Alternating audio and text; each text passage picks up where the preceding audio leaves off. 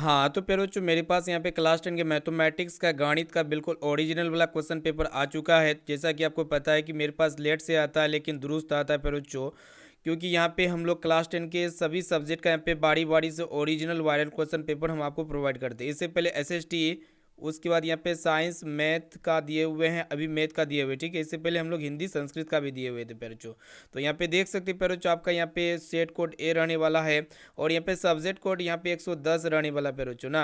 तो यहाँ पे संपूर्ण विद्यार्थी, जो विद्यार्थी अभी तक क्लास को लाइक नहीं किए, फटाफट से क्लास को लाइक कीजिए। चैनल पर नए हैं तो चैनल को सब्सक्राइब कर लीजिएगा। बाद में यहाँ पे क्लास को लाइक करने के लिए, आप वीडियो को लाइक करने के लिए भूल जाते पेरोचो ना। तो चलिए पेरोचो फटाफट से यहाँ पे एक एक क्वेश्चन का आंसर को बताते हुए चलते हैं। तो पेरोचो यहाँ पे देख सकते हैं कि सेक्शन ए यानी कि खंड अ में आपको ऑब्जर्व क्वेश्चंस मिलेंगे। यहाँ पे 50 ऑब्जर्व क्वेश्चंस का आंसर यहाँ पे हम आपको फटाफट से बतलाते हुए चलेंगे, ठीक है ना। इसको हम पहले सोल्व कर लिए पेरोचो, फिर यहाँ पे हम आपको खाली आंसर बतलाते हुए चलेंगे। आपको टेंशन जरा सा भी नहीं लेना है पेरोचो। देखिए यहाँ पे पहला प्रश्न जो पूछ रहा है पेरोचो कि √2 कोस 30 डिग्री का वैल्यू क्या होगा। तो इसके लिए आपको क्या करना पड़ेगा बच्चों कि √2 को जो है ना यहाँ पे कोस 30 डिग्री का मान यहाँ बैठा देना है। तो कितना होता है आपको पता होगा। तो आप बोलेंगे सर जी √3/2 होता है, ठीक है ना। तो यहाँ पे इसको जब सोल्व कीजिएगा तो √6/2 आएगा। इसको काटने के बाद जो आएगा ना फिर √3 आएगा, जो कि यहाँ पे देख सकते हो ऑप्शन नंबर सी इसका राइट आंसर हो जाएगा। अब आइए बाबू देखते हैं यहाँ पे नेक्स्ट क्वेश्चन। यहाँ जितने भी क्वेश्चंस का आंसर बतला रहे हैं ना 110% सही और सटीक बतला रहे हैं, क्योंकि यहाँ पे एक दो टीचर मिल करके सभी क्वेश्चंस को अच्छी तरीके जो क्वेश्चन सोल्व नहीं हो रहा था उसको हम लोग सोल्व किए थे मिलकर, ठीक है। तो पहले जो देखिए यहाँ पे जो दूसरा नंबर प्रश्न है, इसका अभाज्य गुणनखंड ना पूछा गया है। तो यहाँ पे इसको जब इसका फैक्टर निकालिएगा तो पेरोचो इसका अभाज्य गुणनखंड हो जाएगा 3 की घात 2 गुना 5 की घात 2 गुना 17। यानी कि बाबू यहाँ पे 2 का ऑप्शन और बी में आपको टिक लगा लेना है।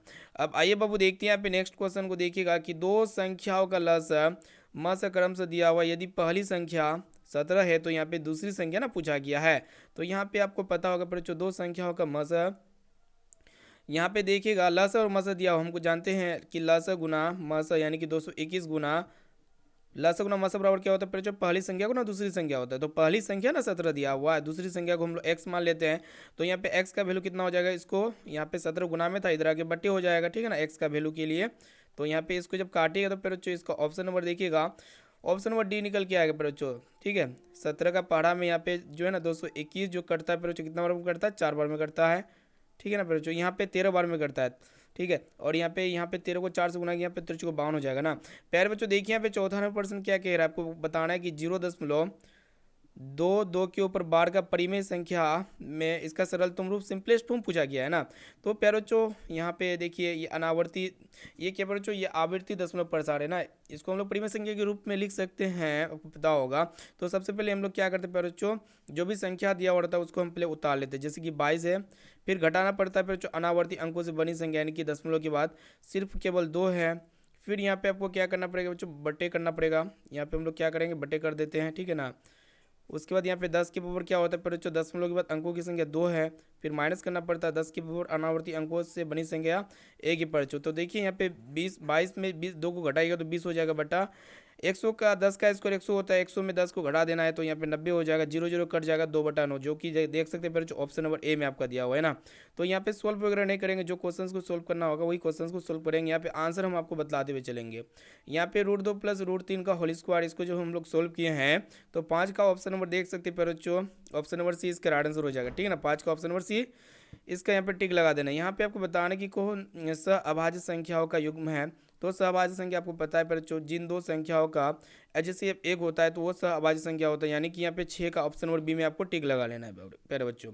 यहाँ पे आपको पूछा गया कि पाई क्या होता है बच्चों, पाई एक प्रकार का अपरिमेय संख्या होती है, जो कि यहाँ पे 7 का ऑप्शन नंबर बी में टिक लगा लेना है। अब आइए बाबू देखते हैं यहाँ पे नेक्स्ट क्वेश्चन की तरफ बढ़ चलते हैं। यहाँ पे देखिए फिर बच्चों क्या पूछा गया कि बहुपद इतना का मान x का वैल्यू यहाँ पे अगर आप रखिएगा तो इसका वैल्यू कितना आएगा फिर बच्चों, इसका मान ऑप्शन नंबर डी में दिया हुआ है, यानी कि 8 नंबर का ऑप्शन नंबर डी इस करेक्ट आंसर हो जाएगा। 10 निकल के आया है।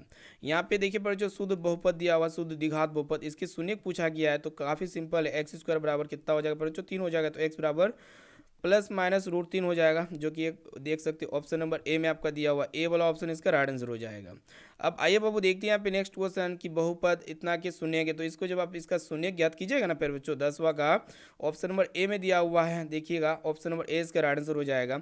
यहाँ पे फिर जो देखिएगा कि यदि भाजक शेषफल भागफल शेषफल के मान क्रम से दिया हुआ है तो भाज्य बराबर क्या होता है फिर बच्चों ए बराबर बी क्यू प्लस आर होता है। तो सिंपली यहाँ पे आपको पता है फिर बच्चों इसमें सभी को पुट कीजिए तो आंसर आ जाएगा। तो 11 नंबर का जो राइट आंसर हो जाएगा बच्चों ऑप्शन नंबर बी हो जाएगा, यानी कि बी में आपको टिक लगा लेना है बच्चों। अब देखते हैं यहाँ पे नेक्स्ट क्वेश्चन की तरफ बढ़ चलते हैं। यहाँ पे देखिए यदि a plus b plus c का मान 0 दिया हुआ है तो a cube plus b cube plus c cube बराबर क्या होगा, तो बच्चों 3abc हो जाएगा, जो कि यहाँ पे 12 नंबर का option number C is right answer. अब आइए बाबू देखते हैं यहाँ पे नेक्स्ट क्वेश्चन। यहाँ पे यदि px का मान दिया हुआ है तो qx का भी मान दिया हुआ है, तो px गुना qx को जब दोनों का घात कीजिएगा तो यहाँ पे x के पावर 3 और यहाँ पे x यानी कि x के पावर कितना हो जाएगा पर जो 4 ना हो जाएगा, दोनों को गुना कीजिएगा तो यहाँ पे देखिए पर जो 13 का जो हो जाएगा option number D is correct answer हो जाएगा। यहाँ पे समांतर श्रेणी दिया हुआ इसका सारांश यानी कि डी ना पूछा गया, तो सिंपली आपको अगला पद में पहला पद को घटा देना है। तो पहले जो यहाँ पे 2 हो जाएगा एलसीएम, तो 5 माइनस 10 हो जाएगा, जब इसको घटाइएगा तो -5/2 हो जाएगा, ठीक है। तो दूना 4 हो जाएगा पर बच्चों, यहाँ पे 4 हो जाएगा ना। अब देखिए 5 में 4 गया 1 ना होगा पर बच्चों, यानी कि 1/2 जो कि ऑप्शन नंबर बी में आपका दिया हुआ है। अब आइए बाबू देखते हैं यहाँ पे इसके 3 तथा 4 के 4 शून्य वाले द्विघात बहुपद क्या होगा। तो पहले बच्चों इसका तो आपको पता होगा, फॉर्मूला होता है द्विघात बहुपद को याद करने के लिए के into x square minus alpha plus beta into x plus alpha into beta ना होता है। यही फॉर्मूला के द्वारा आप इसको फॉलो कीजिए, आपका आंसर आ जाएगा। तो 15 का जो राइट आंसर निकल गया है बच्चों, देख सकते हैं ऑप्शन नंबर ए में आपका दिया हुआ है बच्चों ना, ए में आपको टिक लगाना लेना है सिंपली। अब आइए बाबू देखते हैं यहाँ पे नेक्स्ट क्वेश्चन। यहाँ पे देखिए a cube minus b cube into a plus a minus b, इसका वैल्यू जो निकल के आया ना पर जो ऑप्शन नंबर बी में आपका दिया हो a square plus a b plus b square. यहाँ पे देखिए कि दो संख्याओं का योगफल अंतर क्रम से दिया हुआ है, तो उनका गुणनफल क्या होगा पर बच्चों, तो देखिए 17 का जो राइट आंसर हो जाएगा ऑप्शन नंबर डी हो जाएगा 36। यहाँ पे देखिए पर जो द्विघात समीकरण दिया हुआ है इसका विवेचक पूछा गया है, तो विवेचक यानी कि डी बराबर क्या होता है पर बच्चों बी स्क्वायर माइनस 4ac होता है। तो इस फॉर्मूला के थ्रू से में बन जाएगा, तो 18 का राइट आंसर निकल गया है पर बच्चों option number D right answer, option number D is correct answer. यहाँ पे द्विघात समीकरण के मूलों की प्रकृति ना पूछा गया है, तो मूलों की प्रकृति हम लोग कैसे ज्ञात करते हैं, तो विवेचक ज्ञात कीजिएगा। जब डी का मान शून्य से क्या होगा, यहाँ पे जो है ना पर जो डी का मान जो शून्य से क्या आया पर बच्चों, यहाँ पे डी का मान शून्य से बड़ा आया हुआ है ना, ठीक है ना। तो इसका कोई भी वास्तविक मूल्य नहीं होगा, जो कि यहाँ पे ऑप्शन नंबर सी में आपका दिया हुआ है बच्चों। अब देखिए यहाँ पे नेक्स्ट क्वेश्चन की तरफ बढ़ चलते बच्चों, यानी कि डी का मान शून्य के बराबर नहीं आया हुआ। यहाँ पे क्या कह रहा है कि प्रथम 5 अभाज्य संख्याओं का माध्य ना पूछा गया है, तो यहाँ पे 20 का जो सही उत्तर हो जाएगा बच्चों ऑप्शन नंबर बी। इसको जब सोल्व किए तो 5.6 राइट आंसर निकल गया है। अब आइए बाबू देखते हैं यहाँ पे समांतर क्रम श्रेणी दिया हुआ है, तो इसका 13वां पद पूछा गया, यानी कि a प्लस 12d कीजिए, आपका राइट आंसर निकल के आ जाएगा बच्चों 21 का, देख सकते हैं 63, जो कि यहाँ पे ऑप्शन नंबर सी में आपका दिया हुआ बच्चों। नहीं देखते हैं यहाँ पे नेक्स्ट क्वेश्चन की तरफ बढ़ चलते हैं।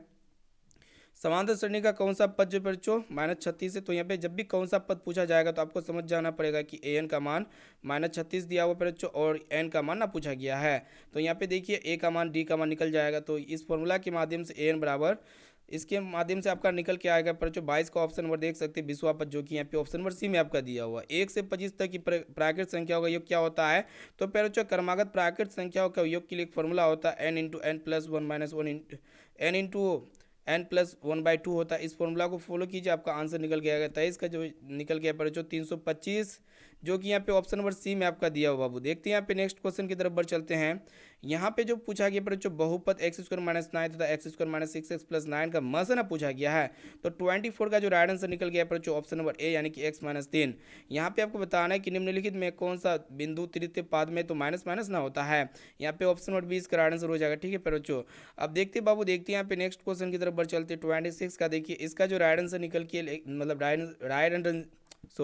इसका जो राइट आंसर निकल के आया पर जो 26 का, यहाँ पे option number D right answer हो जाएगा, ठीक है ना। आपको टिक लगा लेना है पर जो देखिए यहाँ पे 2tan स्क्वायर 45 डिग्री -1 का वैल्यू जो निकल के आया पर जो एक निकल के आया, जो कि यहाँ पे ऑप्शन नंबर बी इसका राइट आंसर हो जाएगा। अब आइए बाबू देखते हैं यहाँ पे नेक्स्ट क्वेश्चन। यहाँ पे भाग एल्गोरिथम के द्वारा यहाँ पे आर का मान ना निकालने के लिए कह रहा है, तो 28 का देख सकते हैं option number B is right answer 0। अब आइए बाबू देखते हैं यहाँ पे नेक्स्ट क्वेश्चन। यदि रैखिक समीकरण युग्म दिया हुआ है तो हलों की संख्या क्या होगी, तो इसके लिए यहाँ पे A1/A2 चेक कीजिए, B1/B2 चेक कीजिए। इसको जब हम लोग चेक किए ना प्यारे बच्चों, तो 2/3 हो जाएगा और यहाँ पे 3/2 हो जाएगा, जो कि ये दोनों आपस में इक्वल नहीं होगा। तो इसमें केवल एक और केवल एक ही हल होगा प्यारे बच्चों, option number A is right answer. अब आइए बाबू देखते हैं यहाँ पे, इसी तरह यहाँ पे आपको बताना है कि जब अनंत हल होंगे प्यारे बच्चों, तो इसके लिए कंडीशन क्या अप्लाई होते हैं। तो ये तीनों आपस में बराबर होते हैं, यानी कि यहाँ पे देख सकते हैं प्यारे बच्चों, 30 का जो है ना ऑप्शन नंबर बी इस राइट आंसर हो जाएगा ना। अब आइए बाबू देखते हैं यहाँ पे नेक्स्ट क्वेश्चन, देखिएगा ध्यान से क्या पूछा गया है कि रैखिक समीकरण युग्म दिया हुआ है, इतना का हल क्या होगा प्यारे बच्चों। तो इसको जब आप सोल्व कीजिएगा ना, कंडीशन को अप्लाई कीजिएगा, तो यहाँ पे इसका कोई भी हल निकल के नहीं आएगा। Option number C is right answer. मूल बिंदु के नियामक क्या होते हैं बच्चों, 0,0 होते हैं। Option number D is right answer 32 का। अब आइए बाबू देखते हैं मूल बिंदु से दूरी के लिए फॉर्मूला क्या होता है, √x² + y² होते हैं, जो कि यहाँ पे ए वाला ऑप्शन इसका सही उत्तर हो जाएगा।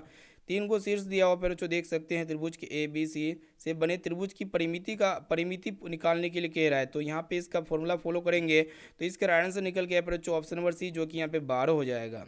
अब आइए बाबू देखते हैं यहाँ पे नेक्स्ट क्वेश्चन क्या कह रहा है कि शीर्ष दिया हुआ है, तो त्रिभुज का क्षेत्रफल के लिए एक फॉर्मूला फॉलो करेंगे बच्चों, आप लोग निर्देशांक ज्यामिति में पढ़े हुए हैं।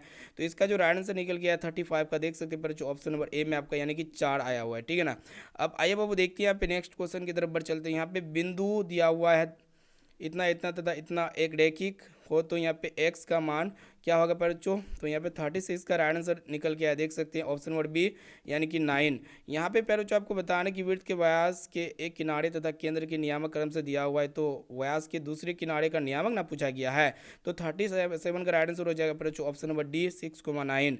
अब आइए बाबू देखते हैं यहाँ पे बिंदु दिया हुआ है, मिलाने वाली रेखाखंड को बिंदु इतना किस अनुपात विभक्ति करती है बच्चों, तो देख सकते हैं 38 का राइट आंसर हो जाएगा 2:9, जो कि option number B is right answer. यहाँ पे 3 को बिंदु दिया हुआ है, बिंदु इतना इतना तथा इतना एक रैखिक हो, तो यहाँ पे ए और बी में संबंध पूछा गया, तो यहाँ पे 2a बराबर कितना हो जाएगा, बी हो जाएगा, जो कि option number C is right answer. प्यारे बच्चों यहाँ पे आपको बताना है कि वह कोण जब दो रेखाएं परस्पर काटती हो तो बराबर होते हैं, तो ऊर्ध्वाधर तथा सम्मुक्त होते हैं बच्चों, option number C is right answer.